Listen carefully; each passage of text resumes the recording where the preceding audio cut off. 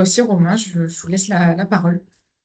Eh bien, bonjour à tous et merci beaucoup pour ces présentations, ces questions, ces réflexions. Donc, moi, c'est Romain Gâteau, je suis conseiller environnement et énergie à la Chambre d'agriculture des Bouches-du-Rhône.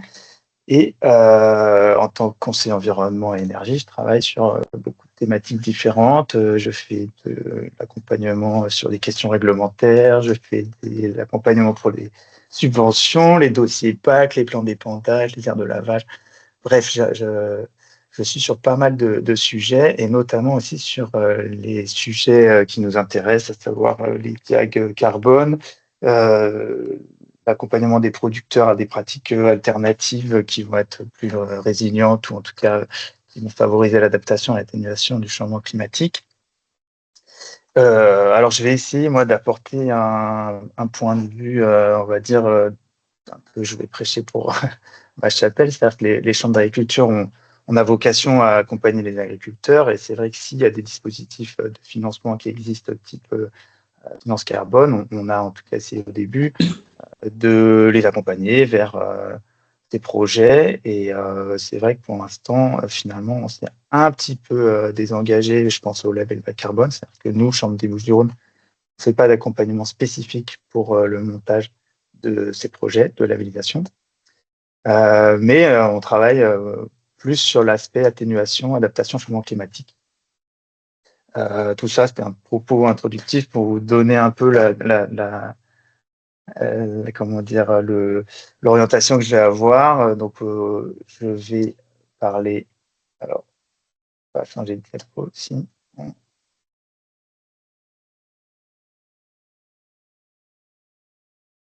voit Et un bien la petit première progrès. diapo, ouais. Ouais. Et est-ce que. Voilà. Là, Oui, ça la change, deuxième c'est bon. diapo. Merci. Donc, je vais parler de l'IRA2E, qui est une structure dans laquelle la Chambre d'agriculture des Bouches-du-Rhône notamment est impliquée. Et donc, je vais présenter ses actions. Je vais faire un focus sur l'initiative 4 pour 1000 qui a été précédemment évoquée. Donc, j'ai peut-être essayé d'aller un peu plus vite là-dessus. Bon, après, c'est vrai que ça a été peut-être pas présenté en détail. Je vais parler des couverts végétaux ensuite, de leur intérêt sur le stockage carbone. Et je voulais faire une ouverture sur la filière méthanisation, parce que je pense qu'il y a un lien avec les couverts et la méthanisation et tout ce qui est adaptation, atténuation et également financement potentiel pour le producteur. Les couverts végétaux, je pense que Mathieu t'en parlera mieux que moi si tu as prévu. Voilà, moi j'ai une moins bonne connaissance technique et spécialiste de ces questions-là, mais je manipule un petit peu les concepts. Donc, n'hésite pas après à me renforcer techniquement quand tu feras ton intervention. Alors, l'IRA2E, c'est donc un interréseau initialement qui regroupe différents acteurs du monde agricole. Donc, c'est vrai que sur ce plan-là, on est assez unique. Aujourd'hui, c'est devenu une association. Donc, je vais vous présenter vite les différents membres. Donc, comme vous pouvez le voir, on est assez nombreux. On a le GRES, qui est une ONG qui travaille sur toutes les questions de performance énergétique et de solidarité climatique, en partie en France, en partie à l'étranger. On a la filière Sud Cheval. On travaille également avec l'enseignement agricole. On travaille avec le réseau Bio de PACA. Donc, c'est vrai que c'est rare d'avoir les chambres d'agriculture qui travaillent en collaboration avec le réseau Bio. On a les alchimistes qui sont une entreprise qui travaille sur tout ce qui est la récupération des biodéchets et valorisation en compost, en biocompost. On a la Maison régionale de l'élevage, Solagro, et donc j'imagine que vous connaissez tous Solagro, une association d'experts. D'ailleurs, ils évoluent vers une scope, il me semble, sur toutes les questions agro-environnement énergie. Et le réseau des chambres d'agriculture de la région PACA, dans lequel on va avoir les chambres du Vaucluse, du Var et des Bouches-du-Rhône principalement engagées, avec notamment les chambres du 04, 05 et 06 qui sont un petit peu impliquées. L'historique de cette association, c'est d'abord de travailler sur le programme Agir de la région PACA. Donc, on a initialement, à la fin des années 2010, travaillé sur justement le développement et l'amélioration de la performance énergétique des exploitations avec des projets de passage au bord des moteurs, d'installation de panneaux solaires dans les exploitations. Donc, ça a permis de former un réseau de conseillers énergie. qui a travaillé ensuite sur la diffusion des bonnes pratiques. Et on va dire un petit peu le moment clé, c'est l'élaboration d'un outil de diagnostic des émissions de gaz à effet de serre qui s'appelle Je diagnostique ma ferme, qui est maintenant accessible en ligne gratuitement et qui permet d'évaluer les émissions de gaz, les émissions de gaz à effet de serre et les consommations d'énergie par poste d'une exploitation agricole. Et en 2022, on est donc passé sous la forme d'une association, ce qui nous permet de travailler sur différentes actions. Donc aujourd'hui, le programme de l'INRA2E, il s'articule autour de 9 axes. Le premier qui est sur toujours améliorer l'outil d'autodiagnostic en ligne qui permet aujourd'hui de tester des programmes d'action et d'évaluer ces actions sur l'impact des émissions de gaz à effet de serre. On a aussi dans l'idée de capitaliser les diagnostics, sachant qu'on en a plus de 6000 qui ont été réalisés en France. On travaille aussi sur un outil de diagnostic de la vulnérabilité des exploitations au changement climatique. Donc pour l'instant, on est sur le cahier des charges. On essaye dans l'idée, on voudrait coder pareil que notre outil d'autodiagnostic en ligne, donc une page web qui permettrait d'évaluer la sensibilité des exploitations au changement climatique et de proposer ensuite des plans d'action, de formation, d'accompagnement vers les dispositifs de financement. Donc ça, pour l'instant, c'est en cours. On travaille sur la qualité et la fertilité biologique des sols. Donc là, c'est différents essais, notamment le 4 pour 1000. Donc on a des parcelles suivies on va dire dans l'initiative 4 pour 1000. On fait également des essais de valorisation de digesta dans les parcelles agricoles. On a un axe sur le réemploi, les bouteilles consignées, sachant que là, en termes d'impact sur les gaz à effet de serre, c'est nettement mieux que le recyclage. Donc, on essaye de développer cette filière. On travaille aussi sur la performance énergétique, qui est le cœur de métier de pas mal de réseaux d'experts. Donc, c'est l'isolation des bâtiments, les services climatiques. Vous n'aurez pas pu le rater, on a actuellement un gros sujet sur l'installation de panneaux photovoltaïques en parcelles agricoles, plus connu sous le nom d'agrivoltaïsme. C'est un sujet qui est pas, exempt de controverses et de questions. Donc aujourd'hui, notre idée, c'est de bien se former, de bien suivre les différents projets qui existent, d'être impliqués pour pouvoir bien conseiller les producteurs, savoir si parce que les technologies évoluent très vite. Est-ce que celle-ci est meilleure que l'autre? Est-ce qu'on a vraiment un maintien des rendements? Est-ce que voilà, on ne peut pas laisser ce sujet nous échapper parce qu'on pense que c'est important d'être compétent sur ces questions. Et après, on a un volet essaimage, création de journées d'échanges techniques, de forums, participation comme aujourd'hui à la diffusion de projets via des forums et des projets sur les questions énergie, carbone et agriculture. Et puis voilà, il y a bien sûr le pilotage du projet qui nous prend pas mal de temps. Je vais donc parler maintenant de l'initiative 4 pour 1000. Donc, comme ça a été dit précédemment par Loris Camoin, le 4 pour 1000, c'est une initiative qui date de la COP21 donc de 2015. C'est également une étude par la suite qui a été commandée par l'ADEME et le ministère de la Transition écologique, réalisée par l'INRAE et le CIRAD, il me semble.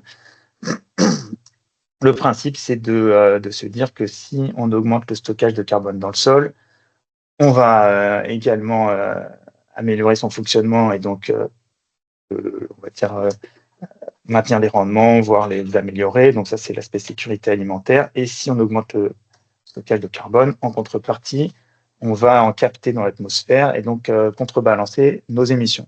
Bien sûr, il faut qu'elles baissent en parallèle pour que en 2050, on atteigne les objectifs.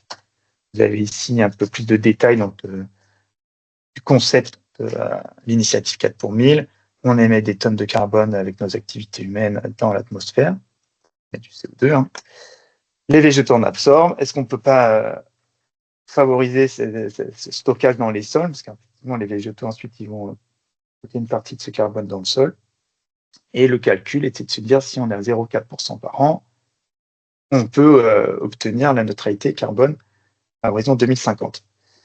C'est Sylvain Pellegrin qui a porté cette étude et ils ont défini quelques méthodes, quelques pratiques qui sont dites stockantes.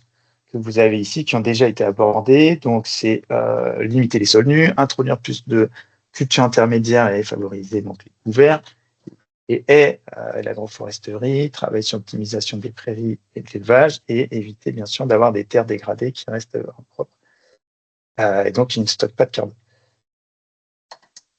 Je vais parler maintenant des couverts végétaux. Je vais faire une petite définition: l'intérêt agronomique, l'intérêt dans le stockage carbone et l'intérêt économique. Donc, les couverts, comme on a vu, ça porte beaucoup de noms différents. Les cipans, les engrais verts, les cives, les cultures dérobées, les couverts végétales. Alors, est-ce que ça sert vraiment à quelque chose? La réponse est oui. C'est un levier agronomique intéressant. Je rappelle rapidement ce que c'est qu'un couvert végétal. Donc, ça peut être une culture secondaire, intercalaire entre deux cultures principales. Là, c'est par exemple entre le blé tendre et le maïs grain. Ça peut être aussi des couverts type semi-associés. On a deux cultures qui se développent en parallèle. Et on peut avoir des couverts qui seraient semés purs, en espèces pures, ou alors des mélanges d'espèces pour obtenir différents effets. Donc, j'accélère, hein, je prendre un peu en retard, vous me dites si je vais trop vite. Ces couverts, ils ont de nombreux intérêts qui avaient été abordés dans les différentes slides et qui ont déjà été évoqués justement dans la présentation précédente. Donc, on a effectivement l'aspect structurer les sols avec la croissance de l'appareil racinaire. On va favoriser les porosités, l'infiltration. On va avoir un apport de matière organique qui stimule l'activité biologique et, en finalité, on va améliorer le stockage de carbone. On a un effet sur la biodiversité qui favorise la faune sauvage et donc qui va rendre des services écosystémiques. On peut travailler sur la limitation des transferts d'azote. On remobilise les éléments nutritifs et ça produit de la biomasse. Donc tout ça, on peut appeler donc ça des cultures intermédiaires multiservices. Alors, est-ce que on peut identifier un intérêt économique du stockage de carbone? Donc ça, c'est les coûts qui sont indiqués dans l'étude 4.1000, sachant que l'étude, c'est principalement de la bibliographique. Donc, si vous regardez la première ligne, l'extension des cultures intermédiaires représente quand même un certain coût à l'hectare et par an.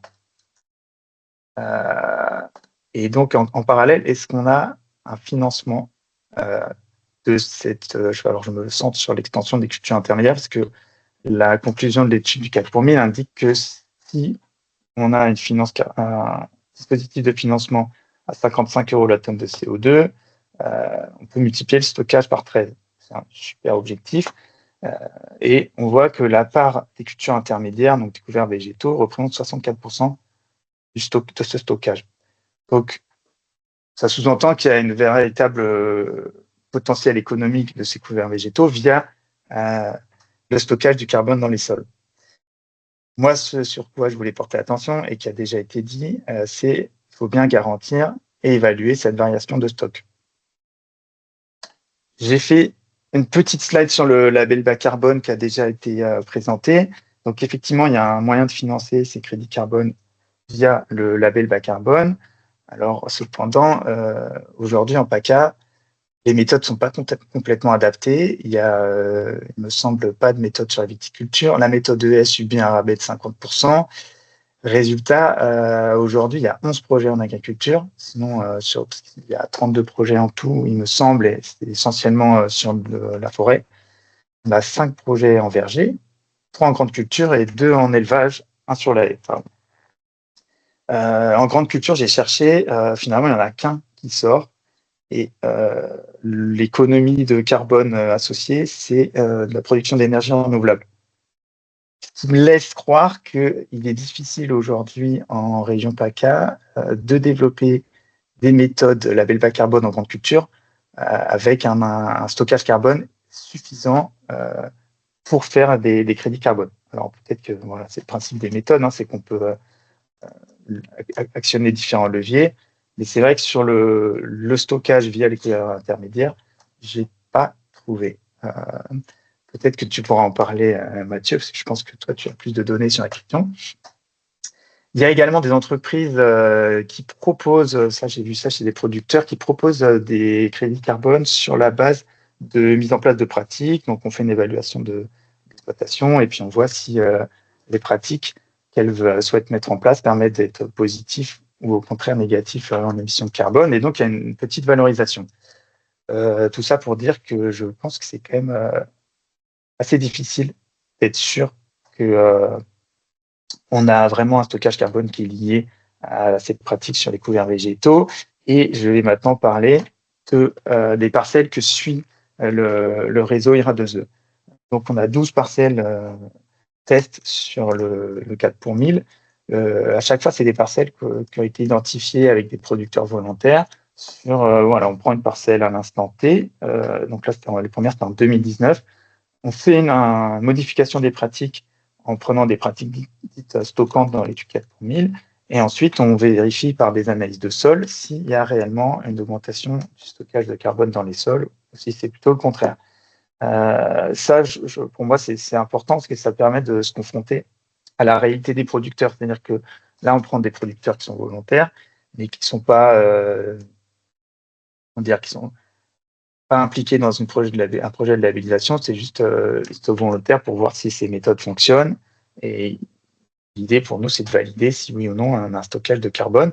Et vous verrez que parfois, en fait, ils sont soumis à des contraintes climatiques, économiques, agronomiques, donc ils ne peuvent pas respecter les engagements des méthodes, des pratiques qui étaient initialement prévues. Les résultats intermédiaires, parce que pour l'instant, on n'a que 2 analyses de sol. On a une 3e série qui devrait arriver là, parce que les résultats sont en cours d'analyse. Vous voyez que la simulation avec l'outil Simeos AMG, à chaque fois, elle est positive. C'est-à-dire que sur une 20 ans, on va augmenter le stockage de carbone. En revanche, avec notre suivi analytique d'analyse de sol, on voit que finalement, on a quand même pas mal un tiers des points, 40% des projets qui sont émetteurs, notamment le domaine des possibles qui est un projet en arbo, Vincent Morel qui est de l'implantation de prairies, et le projet aussi qui est négatif, c'est de l'enherbement des vergers. Donc c'est pas facile en fait de trouver, on va dire d'avoir une certitude de ce stockage de carbone. Donc ça, c'est la variation en tonnes de carbone. Et ce que je voulais vous montrer, c'était les analyses que j'ai pu obtenir sur une parcelle en grande culture. Et là, la méthode, c'est un apport de 100 tonnes hectares de déchets verts tous les 5 ans. Donc, le premier apport, il a eu lieu en 2020. Et vous voyez qu'entre 2020 et 2022, on a une faible augmentation de la matière organique du sol. Et puis finalement, en 2025, on a une bonne augmentation. Donc, finalement, les couverts végétaux, ça fonctionne, mais il y a d'autres pratiques qui peuvent apporter aussi une évolution du stock de carbone. Après, si on rentre dans le détail, on voit que, en fait, l'erreur de mesure est de l'ordre d'un dixième. Donc, finalement, on ne sait pas trop si entre 2020 et 2022, il y a vraiment une variation de stock. En revanche, on voit qu'en 2025, il y a eu une bonne variation de stock. Alors après, sur les aspects agronomiques, on pourrait entrer dans le détail, mais je ne vais pas le faire. Ce qui est sûr, c'est que il faut prendre avec des pincettes les pratiques qui sont listées dans l'étude 4 pour 1000 et qui ont un véritable effet sur le stockage carbone. Il faut vérifier par le biais d'analyse. C'est pour ça qu'on aura une meilleure connaissance de la réalité des pratiques en fonction du contexte pédoclimatique du stockage de carbone dans les sols. Je vais maintenant parler de la méthanisation et présenter vite fait Métasynergie parce que c'est un peu en retard. Donc, Métasynergie, c'est un consortium pour le développement de la méthanisation en PACA dans lequel l'IRA2E travaille avec GRDF, avec GRT Gaz, avec des institutions, les services de l'État, il y a la région également qui est impliquée, l'ADEME. Et l'objectif, c'est de fournir du conseil et de l'accompagnement pour les producteurs qui souhaitent se lancer dans la méthanisation. Vous avez donc ici tout un site internet, donc le lien, je vous le montrerai après, qui permet de se renseigner sur la méthanisation, de lister les différents documents et les appuis réglementaires. La méthanisation, je pense que vous connaissez tous le principe, c'est donc de fermenter des matières organiques pour créer du biogaz, donc de l'énergie, et en parallèle aussi du digestat, une partie liquide qui sert de fertilisant et une partie solide qui sert d'amendement. Alors, j'ai repris la thèse de Camille Launay qui a été soutenue en 2023 et qui montrait que voilà, sur l'aspect stockage carbone, alors je vais aller un peu vite, l'idée dans la méthanisation, c'est d'avoir des parcelles qui produisent des cives, donc des cultures intermédiaires à vocation énergétique, qui font partie des couverts végétaux, comme on l'a vu tout à l'heure. Et ces cives ont un effet également sur la production de stockage de carbone dans les sols, si on a de la biomasse importante. Vous voyez ici, donc, les cives sont assez proches des cimes en termes de carbone stable, d'apport de carbone stable dans les sols. Attention, là, vous allez pouvoir me prendre au mot, on est sur de la simulation. Donc, ça sera vérifié ensuite par l'expérience et le terrain. Par rapport aux hypothèses de son étude sur les cives, vous voyez que sur le stockage de carbone, on a une confirmation. Sur la réduction de la pollution au nitrate également, en revanche, sur la qualité de l'air, c'est un peu moins clair. Et c'est pas ce qui nous intéresse. Je voulais montrer ensuite différents projets et leur fonctionnement pour montrer que le stockage de carbone il peut être fait avec la méthanisation, que la méthanisation peut avoir un intérêt pour le producteur d'obtenir un peu plus de rente financière. Vous voyez ici là, des projets à 17 000 tonnes par an, des projets à 25 000 tonnes par an. Donc on est sur des rentabilités sur ces projets-là qui sont autour de 3%, 5% si on augmente un petit peu.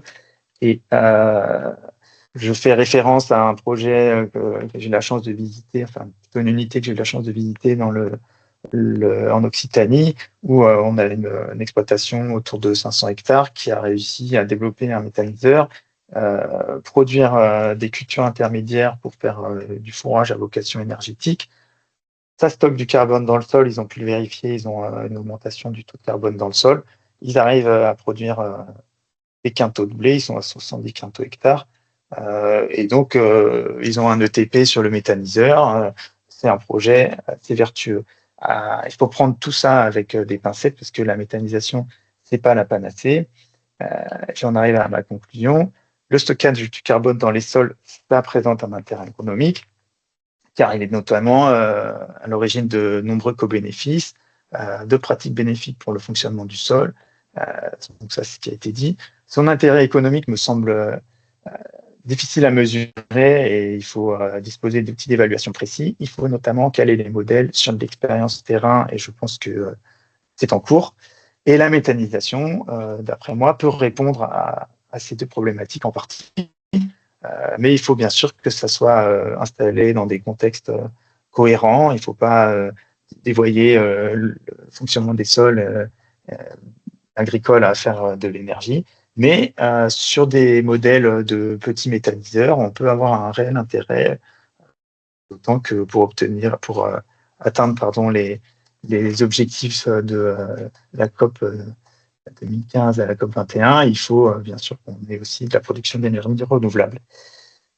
J'en ai terminé et voici mes ressources biblio. Donc, vous pourrez voir tout ça, tout ce qui est l'étude 4 pour 1000, le lien vers le site de l'IRA2E de Métasynergie et GRDF, et la thèse de Camille Launay qui m'a servi pour donner quelques chiffres sur la méthanisation. N'hésitez pas si vous avez des questions. Et merci pour votre attention. Merci Romain pour cette présentation très claire. Et sur le lien aussi avec la méthanisation, c'est vrai que ça fait un bel exemple.